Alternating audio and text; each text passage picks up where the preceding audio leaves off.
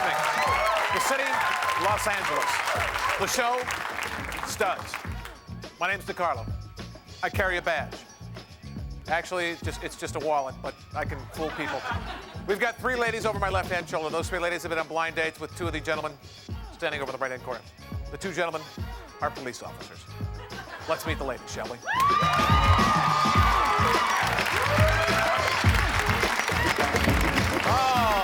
I'm so disappointed. Harry Morgan was supposed to show up today, and he called in sick. I'm so bummed. But we're glad to have you here, ladies, here. Let me introduce you. Right next to me is Marcy Marder, a 19-year-old police science major. Welcome to the show, Marcy. Glad to have you here. Right next to her is Gina Casagrande, a 21-year-old retail manager. Welcome, Gina. Good to have you here. And way down at the end is Crystal McDowell, an 18-year-old police department community service officer. Crystal, you usually date cops or non-cops or what? Muscular build, tall, dark hair or light hair, light eyes. Okay. Not arrogant. Not arrogant. All right. Gina Casagrande. What kind of guy do you find yourself dating mostly? Oh, well, mostly I'm not dating the man I want, so let's talk about the man I want. Okay, talk about the man you want. I want somebody that's goal-oriented, spontaneous, and very daring. Okay, well, why do you date guys that you don't want? You date them and then you find I'm trying to find the man I want. Okay, well, dating is the way to do that, There I we guess. go. Marcy, what kind of guys the perfect guy for you, Marcy? The perfect guy would be tall, athletic, handsome, and he has to have some morals and he can't be too conceited. Great, okay. Well, let's meet our 2 cops tonight.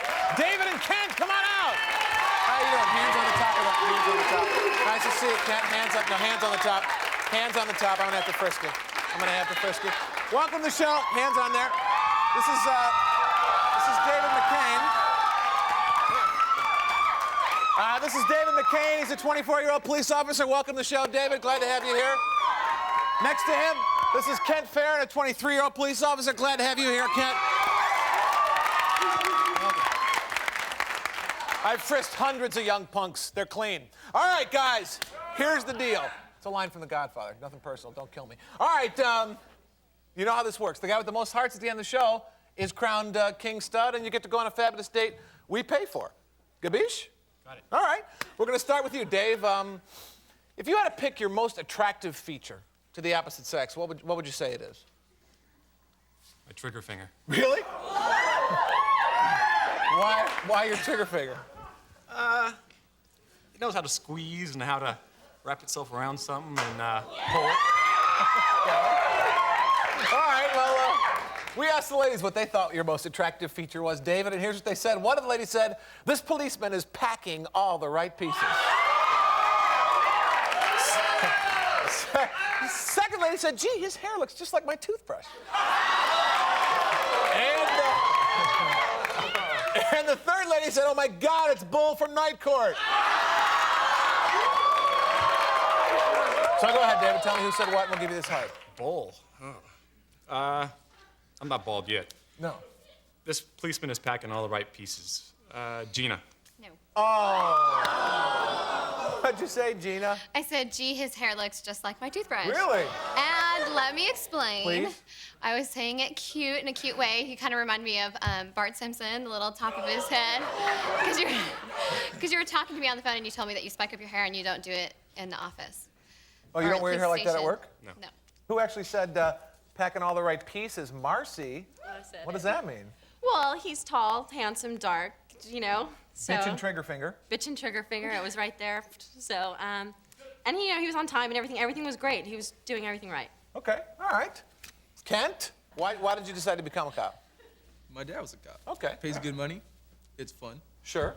Bullets are free? What the heck? Bullets are All free. right. We asked the ladies what they thought when they first met you, Kent, that first impression, and here's what they said. One of them said, this golden boy has got it going on. Yeah! Second lady said, he's a cross between Max Headroom and my father. And the third lady said, break out the handcuffs, I'm a prisoner of love.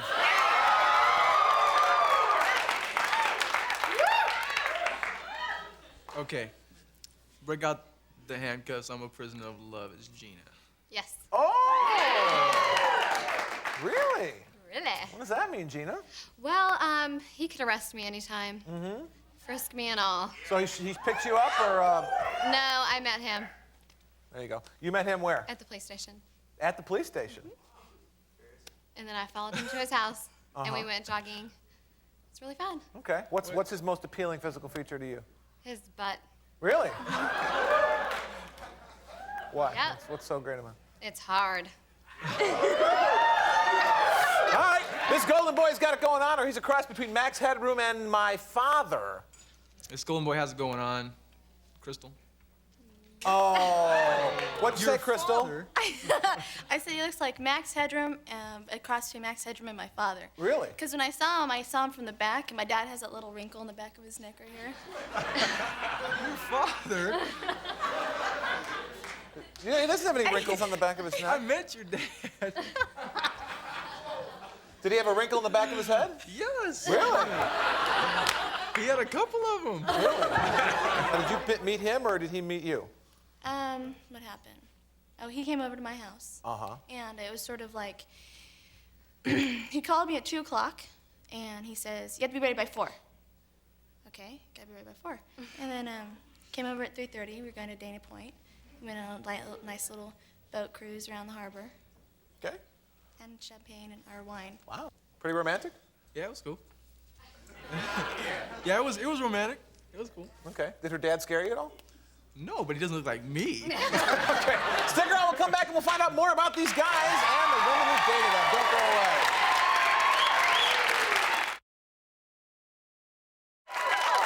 Okay. All right, we're back. David, when you're on a date with a woman, what do you do to make it a memorable experience for her? Well, usually I start off with dinner sometimes, you know, the usual, going out to dinner, have a nice time. And then, depending on what kind of vibes I'm getting from the girl, then we'll go from there. Sometimes I'll break out my handcuffs, sometimes I won't. Maybe have a little lineup of your own. All right, we asked the ladies what they were feeling when they were out with you, what the kind of mojo that was happening when they were out in the town. And here's what they said. One of the ladies said, "Run for your lives! Officer Leadfoot is on the loose." Second lady said, "This guy dances just like Herman Munster." Third lady said, "One cock of his pistol and my body went limp." This guy dances like Herman Munster had to be Crystal. Oh, what'd you say, Crystal? One cock of his pistol and my body went limp. Really? Why is that? Because he reached under his seat and he says, well, I've never showed another girl this before. And he reached under his seat and he pulled out his gun. Oh, my. All right, this guy dances just like Herman Munster. Who said did. that? Oh, Gina. We went dancing, and when we first got out there, he's such a big guy. He's like over 6 foot, 6'4", whatever. And when we were first dancing out there, I was like, God, he's really big. Reminded me of Herman Munster. But he was a really cute dancer. We had a good time. Uh-huh. Stay in good shape because you're on the police force, Kent? Well, I try and stay in good shape, but it has nothing to do with being on the police force because, believe me, there are some big cops. I've seen them. Some fat Don't- cops. They don't eat eat donuts like the ones you're talking about. I don't eat donuts. Chicago cops, some of the finest cops in the country. Jelly-filled. All right, you, we asked the ladies what they thought of your bod, Kent, and here's what they said. One of the ladies said, he has a rump made of rock. Second lady said, I love a man with a bulletproof chest. And the third lady said, call 911, this guy's bod is giving me a heart attack. He has a rump made of rock. Gina. Yes. There you go. Of course, you said that a minute ago. All right, so what'd you guys do on your date? We went jogging, and a couple times I got to sneak behind him and check out his butt, and he has a very nice one. And then later on, we went dancing.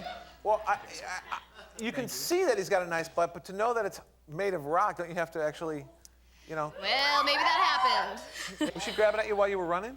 My mom was watching. No, you know, she's like real close behind me, so I guess she's probably got. It's because I run faster than she does, so naturally my butt's gonna be in front of her. Right. And then at one point, you know, there's a hill, so I guess my butt was above her, so she had a chance to look up. That still doesn't explain why she thought it was rock hard. Maybe because she touched it. Oh. Quite a workout. All right, I love a man with a bulletproof chest, or call 911. This guy's bod is giving me a heart attack. Call 911. This guy's bod's giving me a heart attack. Crystal. Oh, man. What'd you say, Crystal? I said, this guy has a bulletproof chest. Because I reached around when we were dancing, reached around and grabbed this chest. It's a nice chest. Doing the bunny hop? No, I was sitting down and he was Oh. between my legs, and I reached around. Sounds like a pretty wild dance step, I gotta Kent. explain that though, because Mom's watching. No, It is the Eddie Munster. she was sitting down. There's like this stereo thing, right, the speakers, and she was sitting down on the speakers, and I was like, my back's up in between her legs, so she had to reach. She can grab around, grab my. I'm sure your mom feels a lot better now. A lot better. David, how do you know when a woman's kind of in a romantic mood? She's that twinkle in the eye. Depends. Her body language. Like how what? she's moving. If we're dancing, how she's moving. Okay. She's moving good. All right. We asked the ladies about your kissing. If you were a good kisser or not, David. And here's what they said. One of them said, he sprinkled me with kissin' cousin kisses. Second lady said, he slithered in and out of my mouth like a serpent. And the third lady said, he grabbed hold of my hair and frisked me with his tongue. He grabbed hold of my hair and frisked me with his tongue. Gotta be Gina. Yes. There you go, your first part of the night. All right, so you're out, you go to dinner. After dinner, what happens? Okay, after dinner we went dancing, and Sure. after dancing he took me to my car, and he laid one on me, and pulled my hair, and he kissed right. Really? So you're a pretty good kisser? Oh, yes. Very good. Very good. He sprinkled me with kissin' cousin kisses, or he slithered in and out of my mouth like a serpent. He sprinkled me with kissing cousin kisses. Crystal. Yes. There you go, 2 out of 2. Does that mean not romantic kisses, or what? Sort of a thank you, had a nice time kiss. Bye. But sprinkled, so there was more than one. 2 at the door. 2 at the door. Okay. Kent, how about you? Any romance on the dates? Yeah, there was romance on the date. Was there? Yeah. All right. We asked the ladies about the romantic moves you made, and here's what they said. One of them told us, he nibbled on my ear and feasted on my face. Second lady said, he sucked me up with little guppy kisses. Guppy kisses. Third lady said, one touch of his magic tongue, and I'm healed. One touch of his magic tongue and I'm healed. Gina. Yes. All right, there you go. All right, Gina, what did you mean by that? Well, when we were in the truck on the way to the dance place that we were going to, he was like sucking on my fingers, and the man knows how to kiss, definitely. You get where you're going, and then what happens? We went dancing, and we had a great time dancing together, and that was it. He just left you there? Yep, just left me there. No, he took me back to my car, Uh-huh. and I left. What happened when you got back to the car, Kent?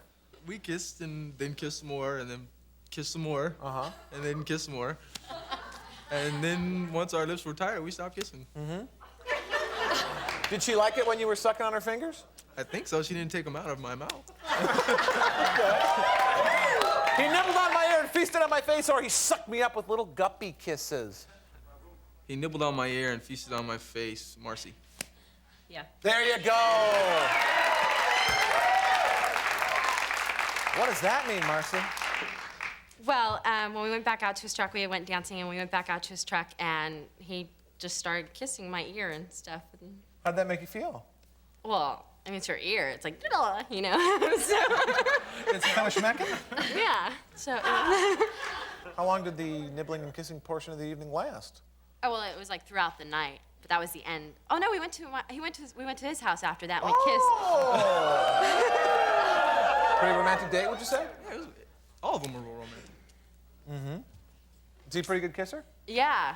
He's a really good kisser. It's so funny because I was leaving at 2 in the morning from his house, and he goes, now, if you get pulled over for going fast, just tell him I'm a cop and stuff. So when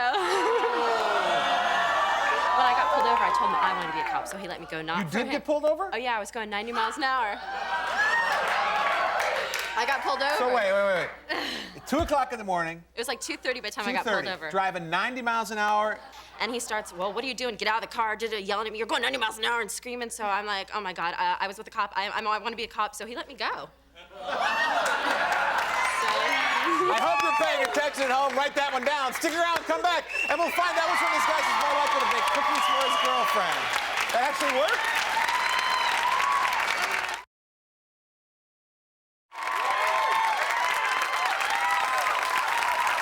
Welcome back. All right. I was just out with a cop. All right, we'll put the gun away and we'll hide the body. All right, David, here's the deal. We talked to the ladies before the show. They gave us some descriptions of you two police officers, and all you have to do is tell us which police officer they are referring to wit when they say this, what I say to you. All right? Got it. Roger. David, who's most likely to bake cookies for his girlfriend? You think the women think that's you or Kent? It's got to be him. I can't bake. I can't cook. Okay. He says it's got to be Kent. Ladies? Dave. Oh. Why, Crystal? Because he seemed like old-fashioned type, where would wear an apron in the kitchen and everything. Now, would you like Only that an apron, if a nothing guy else. baked cookies for you? Would you think that would be cool? If they make cookies, yeah, I think that'd be really nice. Okay. All right. Kent, who's most likely to floss after each and every meal? You or Dave? Come on, your mom's watching. Well, then I'm gonna say me. Okay, he says it's him, ladies. Kent. Oh, there you go, Kent. Why would you say that, Marcy? Good breath. I guess if he's blowing in your ear, that's an important thing. David, who's most likely to pierce his nose? You or Kent? It has to be me because I have a pierced ear and he doesn't. So. You have a I'd say pierced me. ear? Yes. Do you ever wear the ear when you're working? No. No, he doesn't wear the ear. No. Trick question. All right. So who'd you say? Me. You did. Okay, he says David. Ladies? David. Oh, there you go. He doesn't wear the ear while he's working. Why would you say that, Gina? Well, exactly why he said when I saw him that night on our date, he was wearing an earring, and he said he doesn't normally wear that at the station. None of the guys probably know, so we just assumed he A probably little did that handcuff, too. perhaps? No. No? A badge. A badge. Little badge. 714. All right, Kent. Who's most likely to lie to break a date? You or David?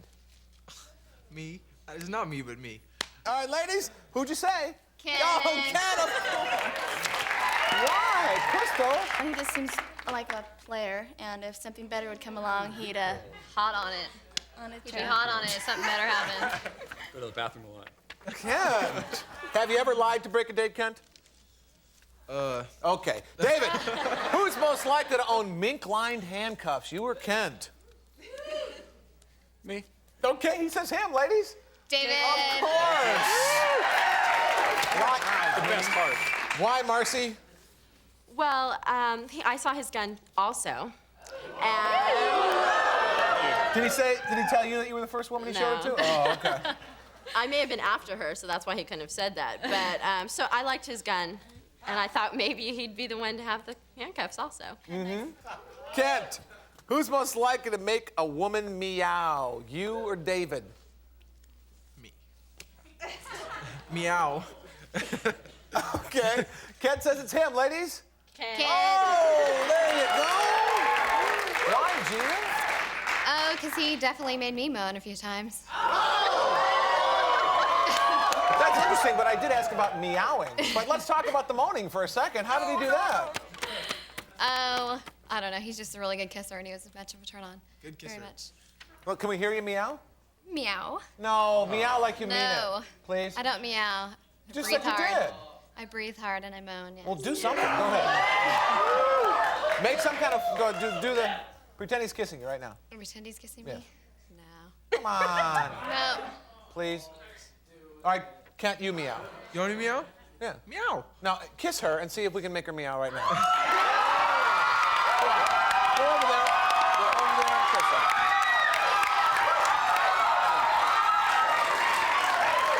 Stand up. Stand up. Now you gotta get this. Gotta get Sammy. Bring this thing down right here. Okay, right next to the meow center. Okay.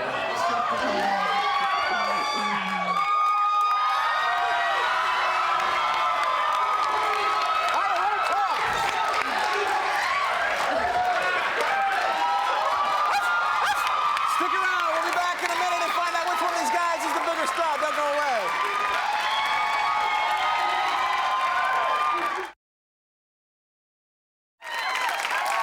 One Adam 12. We have a very close game. We're right here. Pretty tight game. David's got 4 hearts. Kent has got 7 hearts. Anybody can win, though. It's double or nothing, officers. All you have to do is tell me who you'd like to date again. If she likes to date you again, Roger, bingo, Bilko, you get to go on a date, and we pay for it. All right? Now, since you're trailing, David, we'll start with you. Okay. Hard decision. Didn't pick Marcy because there was nothing. It was a nice date, but nothing there. So I didn't pick Crystal because I didn't push the right buttons. Even though I would have liked to push the right buttons, I just didn't push them. I picked Gina. All right. Okay, Gina. All right, if Gina picks you, where are you guys going to go on your date? Well,